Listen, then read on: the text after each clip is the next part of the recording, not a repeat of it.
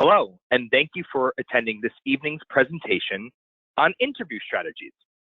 My name is Frank Siano, Associate Director here at Vault, and it's my pleasure to be your presenter this evening. Now, during this webinar, I will highlight topics such as types of interviews, what to bring on an interview, how to make a great impression, what never to say, how to answer tricky questions, why company research is vital, and basically everything needed to be fully prepared before your next interview. But before we dive deep into this presentation, let's first take a look at the global job market. A casual glance at the job market makes it appear things are getting a lot better.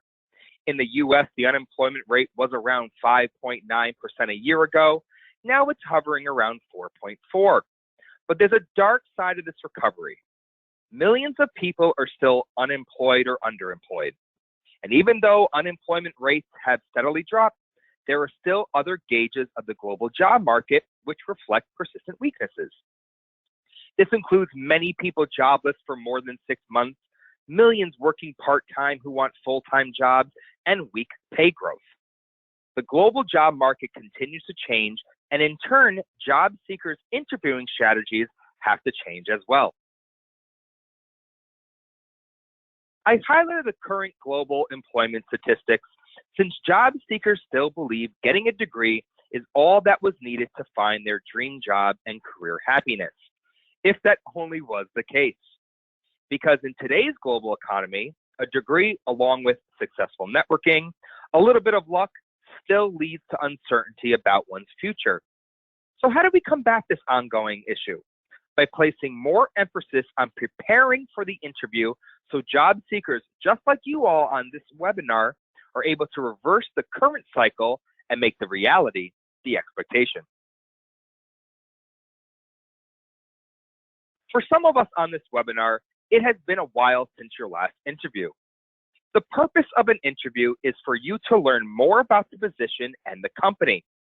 At the same time, the interviewer will be learning more about you and assessing you as a fit for the company. It is the time and opportunity for both you to get more information. Yes, the primary focus will be on how you answer the interviewer's questions.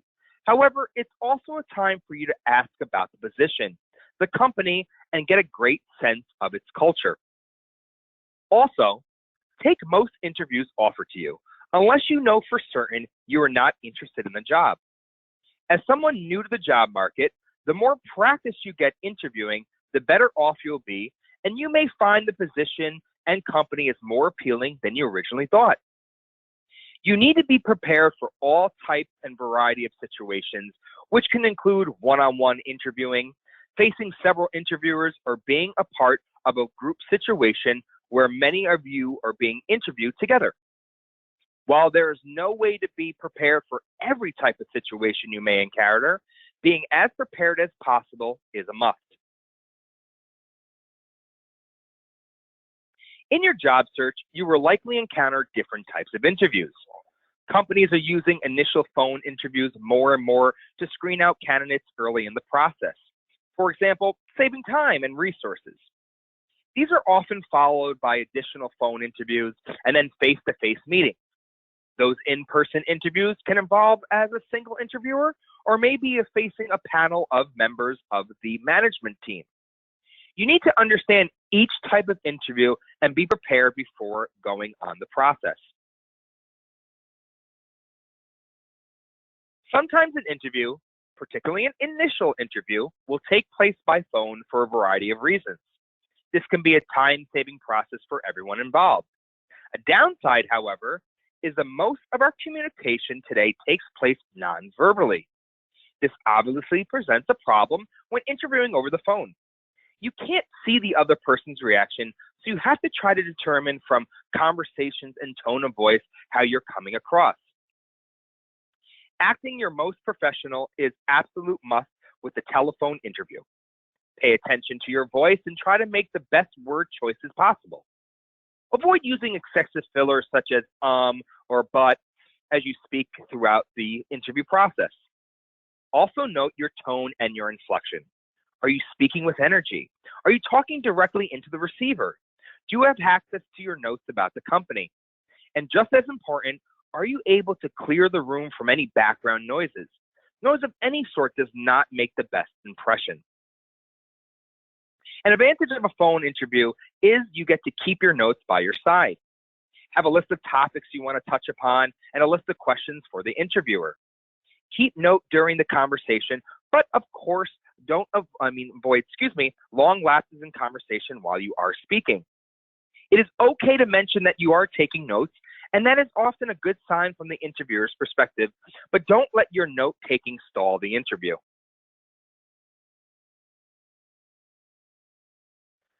Some recommend that you stand while you talk so that you're able to take deeper breaths throughout the interview. Walking around may also help you think and let you get away of that nervous energy. Because you cannot talk with your hands in the phone interview, remember to use your most powerful examples of who you are and what you have done. As with types of interviewing, practice with mock sections can be very helpful. This lets you get used to communicating only through your words and tone of voice. Lastly, never eat, drink, or chew gum when conducting a phone interview.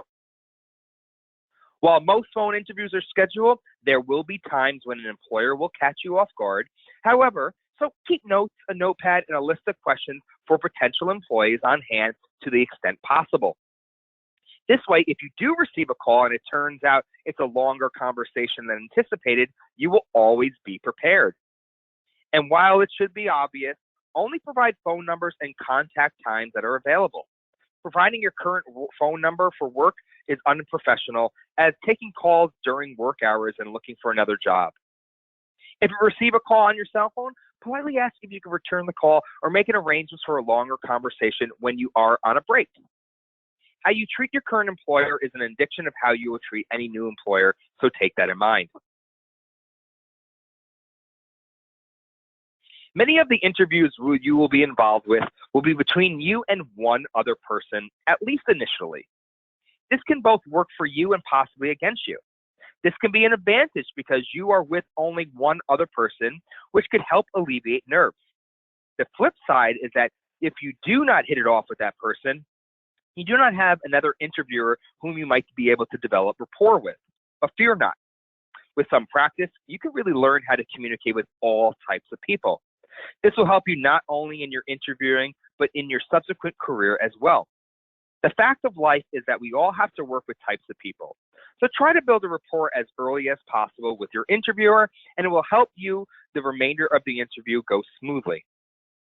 For the most part, the one-on-one interview will be the least nerve-wracking and great way to gain interviewing experience. However, just because the interview is between you and one other person does not mean that you can be more casual or put less effort into the process. It just means that the chances are good that your nerves might not be as shaky. If your first interview goes well, there's a good chance a second or even third interview will take place, with another reason not to take on the one-on-one less seriously. Subsequent interviews often involve additional people. Being interviewed by one or more members of the company is extremely common today. In this situation, you will be interviewed by more than one person, but the question is how many? It all depends on the company. Ideally, you will be able to sit around a conference table so that you'll be able to clearly see everyone and users are be able to take notes. You may find that facing a panel interviewer sitting across from you, which could be intimidating. When being interviewed by a group of people, try to shake each person's hand and get their names before invited to sit. If you do get a chance, make note of each person's name so that you will be able to follow up with them after the interview is over. Because more people are involved within panel interviews, you may be able to build a rapport with one or more interviewers. You can also use the conversation to your advantage by addressing comments that one interviewer may have made and respond to a question from a different person. This shows that you're able to make connections between questions that are being addressed and questions that were raised by a different member of the panel. As you respond, as much as possible, address each person in the room as you speak. One person will probably be leading the interview, but don't fall into the habit of only addressing that person. Acknowledge each person in the room and bring each person into the conversation as you both answer and ask questions. Group interviewing is a different type of interview in that not only will you be interviewed by more than one members of the company, but you're also going to be interviewing at the same time as your competition. A company may call a group of you in a separate room or interview you all at once. You'll likely be asked to introduce yourself, to the whole group and give a brief summary of who you are. You will have to also answer questions in front of everyone else. For those who are shy or don't like this public speaking, this interview might not be extremely comfortable. This is what employers are actually looking for, because this type of interview will be used for positions that require working within the public, making presentations, or frequently interacting with others or clients. You may not know ahead of time if you will be facing this type of interview, however. If you walk into the situation, try not to let it get you off guard. Remember that everyone else there is in the same boat as you and likely feeling nervous about it as well. But what is the benefits of this type of interview? It's the one situation where you get to size up your competition. In almost every interview situation, you have no idea what you're up against. But when you're interviewing at the same time as everyone else, you can observe what others do and make an effort to present yourself better. Keep in mind, however, that employers will also be watching you to see how you interact with other candidates in the room. Always be friendly, even though they are competition, and treat everyone with absolute respect. If you act superior, ignore others, or are blatantly rude to the competition in the room, you eliminate your chances of being called back for a second interview.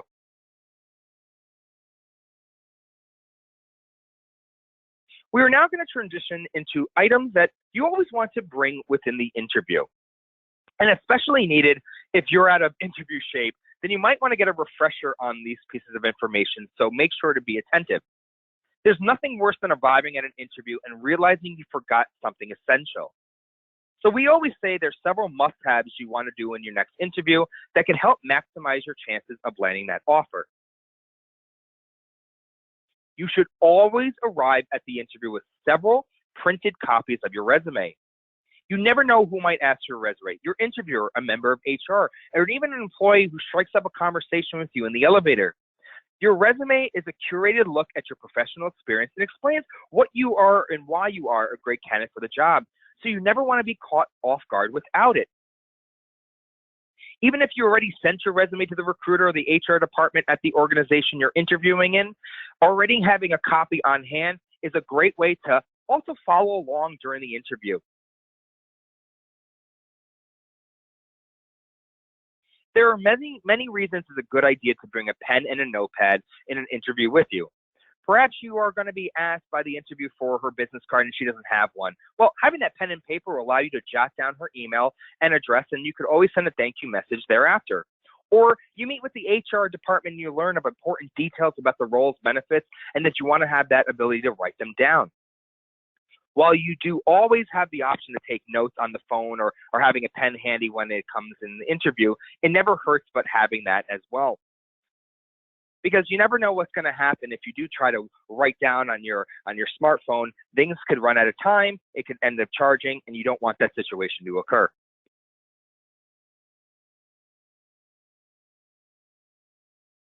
On the off chance you're going to have to fill out an official job application before the interview begins, coming prepared with references on hand is a must.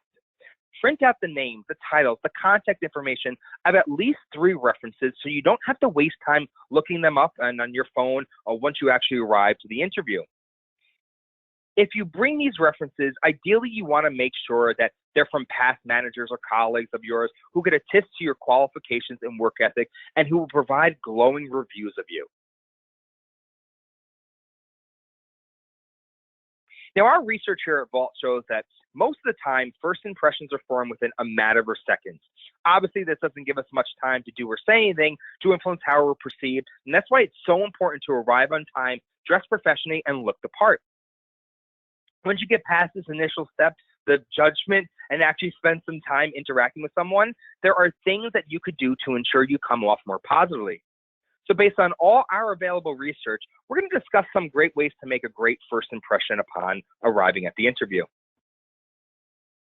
If you're feeling nervous about meeting or the interview in general, smiling could really help you feel more relaxed and also will help others perceive you as more relaxed too. And our research shows that your brain pays attention to what your body is doing, and this affects your emotions. So when you smile, you can't but normally feel happier. Aside from helping you relax, smiling can also help you make a better first impression. And even in fact, one study found that 48% of adults believe that a smile is the most memorable feature after meeting someone for the first time. Smiling is also contagious, so smiling when you meet someone will help them feel more positively about the encounter, even if it's subconscious.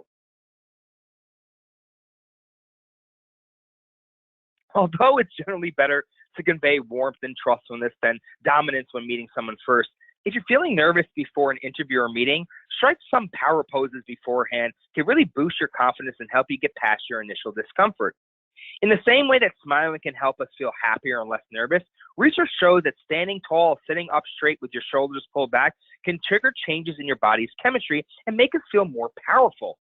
So before you leave home, try pulling some power moves, standing straight in the mirror, crossing your arms and your chest planting out, your feet wildly, stretching them back and forth and making a V shape with your head. During the meeting, your interview, focus on sitting straight with your back up. It's just a very great way to make you feel less nervous by feeling more confident. Whether we like to admit it or not, everyone loves talking about themselves. So the best way to make a great first impression is just to be an active listener. Research shows that showing an interest in others and asking questions can make you also more likable. So if you want your interview or your first meeting to go well, aim to be an active listener. This involves rephrasing and summarizing to check your understanding of what's being said, using encouraging prompts to keep conversations going, and giving feedback and asking a lot of questions. Just try to avoid asking the why questions, as these tend to make people feel defensive and can stall the conversation. Now, listening is great, but when you do have the opportunity to speak, you don't want to say certain things that could end the interview altogether. Now, it's terrifying knowing that the person you're speaking to is weighing your every word and can hold the power to basically change your career future. This is why interviews can be so special and why sometimes it could also be hard not to blurt out the first thing that comes to your mind. No matter how long you prep for an interview, it's actually practice that gets one better at interviewing. And while there are many things you could say in a job interview, it can be harder to focus on the things not to say. So we're going to discuss a couple of things to steer clear of mentioning if you really want to get that job offer. Now, we understand that perhaps you got a family wedding coming up in the next few months. You want to plan ahead, and so you're just curious about asking about the vacation policy. Take it from us. Hold off asking this question. You'll find out the answer soon enough, and when you do receive the offer, and there's no better way to ensure to get one than to ask straight off if you could take the first couple days off too.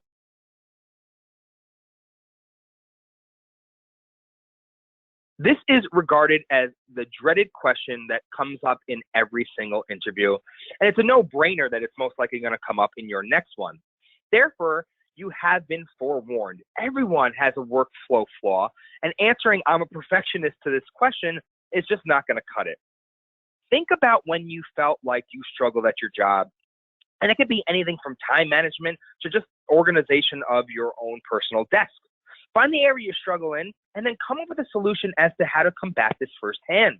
By being self-aware and not only showing this to your interviewer, but that you're helping yourself for future work. Badmouthing your current or past employers doesn't really reflect poorly on them. It reflects poorly on you. Even if you have conflicts with your boss, don't say that. There is no way that complaining is going to be good for the interview. This will not only let the interviewer know that you can't handle trying situations, but it'll also be really upset your employer if they found out that you were bad-mouthing them on the interview. However, if you ever got an example of a difficult situation you had to overcome, then it's appropriate to mention and display your ability to see and solve a problem, but not bad-mouthing the employer. It should go without question, but you should never leave an interview without at least asking one question. And while there are no bad questions per se, it's important to have something smart prepared. While researching the company, jot down things that you would like to know and things that might even apply directly to your job. Bring the sheet to you with your interview and actually answer the questions that you're going to be asked. Now, you could also even counter something that was mentioned earlier with a question as well. That shows great initiative. If all else fails, asking about the daily responsibilities, the important areas of growth within the role, and where the company hopes the new hire will be within the next 6 months is always a great way to finish off the interview. Now, most interview questions are straightforward and just basically designed to find out what you know, such as what are your interests in the company, or tell me about experience in X, Y, and Z. But some interviews today are really pulling out tricky questions that are really aimed to assess how you might act in a difficult situation or a high-pressure work situation. These questions are hard to prepare for and even harder to answer, so we're going to discuss a couple here that you're really seen being asked all throughout the current year. Tell us about a time you failed. Now, this question may make you nervous because it's uncomfortable to discuss flat-out failure, especially when you're trying to impress an employer. The good news is that your interviewer is probably not interested in what you failed at doing, but rather how you responded to the situation at hand. The first step to answering this question is to admit having failed at something first, which many people find hard to do. Second, you should first articulate that you learned from the experience. You want to show that you not only reflected on what you did wrong, but also that you adopted feedback to ensure you would not make the same mistake again, both of which are admirable qualities and the employer seeks in job candidates. Third, make sure to communicate the steps you took to overcome the failure, whether you studied twice as hard in order to pass the test that you might have failed, or applied for 3 more research grants to successfully receive one. Whatever the example is, the goal is to take a negative experience that you had and demonstrate how you turned into a positive gain. While it may be tempting to really talk badly about a former coworker or a group project partner in your answer, this is exactly what you should not do. With this question, ever work with difficult people, your interviewer wants to understand how you work with others to see whether you circumvent the challenges. Perhaps you just want to flounder with them or really take them for stride. In your answer, do not focus on what the other person did wrong, but rather on what you did to overcome the issue in order to successfully complete the task at hand. Whether that was setting up a meeting to hold a procrastinating coworker accountable for making deadlines or agreeing to compromise on the issue to manage different viewpoints, you should aim to demonstrate your willingness to take the initiative and ability to work well on a team. Now, even though you might laugh at this question, what animal would you be? Many interviewers ask it in order to see how a candidate responds under pressure.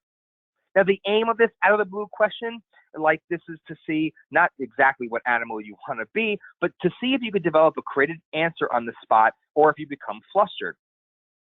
Because the way you're going to develop this question and answer it is really going to show the characteristics of how you describe yourself. For example, if you say, I'm most like a dolphin, you could emphasize your work energetic personality, your affinity for working with others. Maybe you selected bear. You could discuss how you have strong leadership skills and the ability to be aggressive when accomplishing tasks. Just basically, instead of flattering around this question, use this opportunity to highlight some of the strengths in the workplace. Finally, company research is vital when you're going into an interview. Research shows hired candidates spend more time talking about company culture during the interview rather than the functions of the job from those that actually were rejected. Now, while it is important to show your experience, your skills, passion during an interview, each point should relate directly to the company's culture and the function of the job. You're going to be asked a lot of questions such as, why do you want to work here? And what do you know about the company? You need to be able to answer these questions, so do your research. Now, a simple Google search will likely lead you to helpful information. So get a feel of how the company operates and cover the basics. What does the company do? How big is it? Is it national or internationally? How many employees does it have? How often does it hire? Does it promote from within? Who are the major competitors? How does this company's philosophy differ from those competitors? Interviewers are looking for someone who is qualified, communicates well, and fits the company culture. That is why your company research is vital. The more you know about the company, the better, and the more prepared you are for the unexpected, the less you are going to be thrown off by an unexpected situation, such as one of those group interviews that we talked about, or tricky interview questions that we just spoke as well. But the question we always receive for job seekers is, where do I first start looking for company information? Well, as it turns out, Vault provides a lot of it for many employers across the globe, and you can also find data in other places as well. I even encourage you to take advantage of your school alumni networks, professional and student groups, faculty, and other personal connections to assist within your career discovery. Now, lucky for you all, being a member of your institution, you get free access to Vault by merely going to the Career Center. So make sure to follow up with them to discuss how to gain access to our wonderful resource. And there's a reason why you want to turn to our platform first and foremost. It's because of all the verified content we provide. Because perhaps you've heard some of those tools I highlight on the previous slide there for researching career paths, and maybe you feel that this is just basic information you would get from a Wikipedia search, and it's all coming from unverified crowd-populated sites. Well, for over 25 years, Vault has been surveying active professionals in the field so we can know exactly what types of interview questions might be coming up for the ways to prepare for them, and most importantly, how companies operate from diversity, culture, hiring process, etc. Being as prepared as possible will only help you benefit, as the question regarding how you're going to fit within the company will arise on the interview. We thank you for attending this evening's presentation on interview strategies, and we hope you found some value from our overview. We ask that you please go to the Career Center for more guidance on this topic, as they are there to assist, providing you access to Vault and all other services and resources alike. We wish you all the best in your upcoming interview and look forward to seeing you on Vault in the near future.